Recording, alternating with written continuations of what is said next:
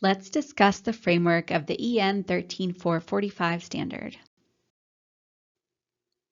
The intention behind this standard was to harmonize a large number of codes from different countries, essentially the member states of the European Union, to meet the essential safety requirements of the new European Pressure Equipment Directive, or PED.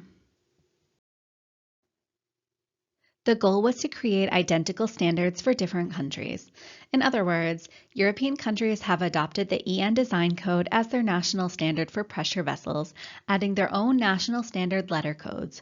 For example, in the UK, we have the standard BS-EN, while in Spain, it's known as UNE-EN.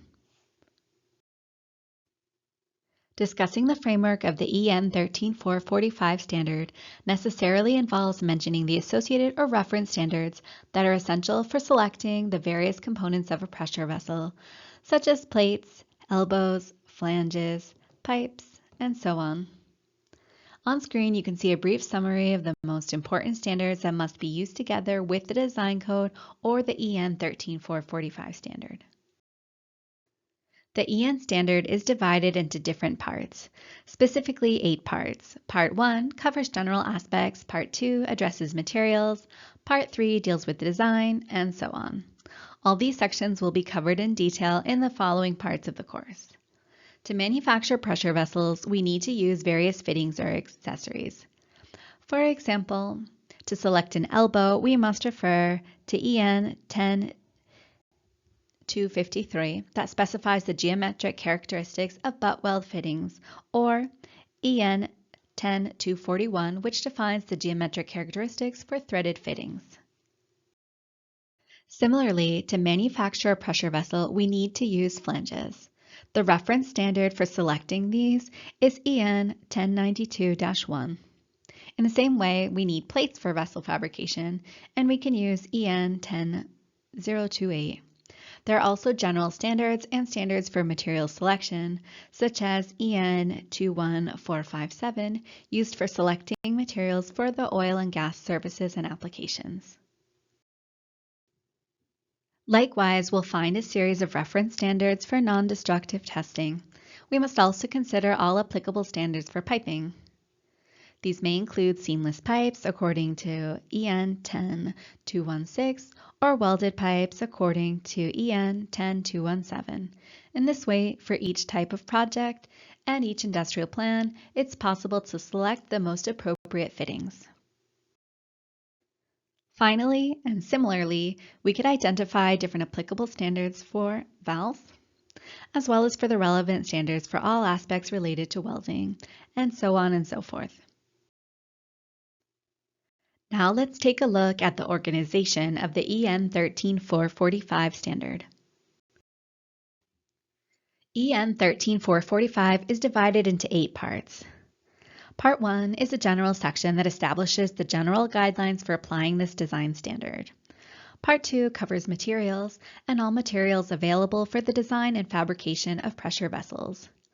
Part 3 contains the various design requirements for each component and for the different load cases or load combinations applicable to a pressure vessel. Part 4 sets out the fabrication requirements both for different materials and for different manufacturing methods.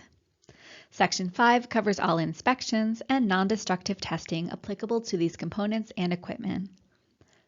Part 6 establishes additional requirements for graphite pressure vessels. Part 7 is a guide for conformity evaluation, specifically for the Pressure Equipment Directive (PED). And Part 8 sets out additional requirements for aluminum pressure vessels. In this case, we'll see that Part 1 is organized into different sections. This structure is typical for each part and will be presented in a summarized and visual way so that later in the course, we can break down each of these parts in detail. For example, Section 1 consists of sections such as scope, reference standards, terms and definitions, and so on. Similarly, Part 2 refers to all materials. In this case, we see a more complex organization where Section 1 covers the scope, Section 2 includes standards and references, Section 3 defines terms and definitions, and starting from Section 4, we'll find all the requirements for materials to be used in pressure vessels. Similarly, Part 3, which deals with design, is organized in a comparable way to what we've seen before, with Sections 1, 2, and 3 covering scope, reference standards, and definitions. From Section 5 onwards, we'll find design criteria, and from Section 6, we'll find the maximum design stress values for various compressor components. All of these aspects will be explored in detail in each section of the course. This is just a brief introduction to give a clear overview of how the different parts of EN 13445 are organized. Moving on to Part 4, we see again that Sections 1, 2, and 3 are exactly the same as previously discussed, covering scope, reference standards, and definition. From Section 4 onwards, we find the requirements for the manufacturing and subcontracting of pressure vessels. An important part of Part 4, which deals with manufacturing, is Section 6, where fabrication tolerances for pressure vessels are defined. Part 5, which covers inspection and non-destructive testing, follows the same organizational structure in its first 3 sections. Section 4 begins to address inspection and non-destructive testing for various components, as well as the overall arrangement of the pressure vessel.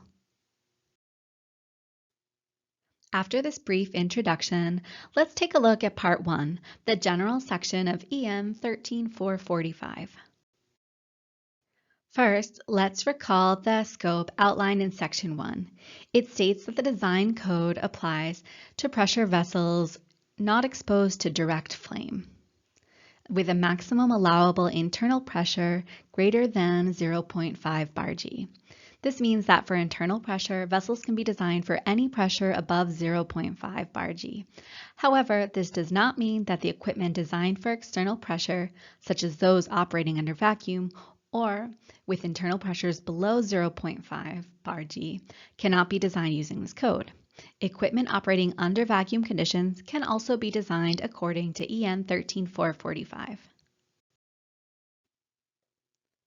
It's important to know that the code does not apply to the following types of pressure vessels: vessels constructed using riveting joints, vessels made from materials not included in parts 2, 6, or 8, or multi-layered pre-stressed vessels.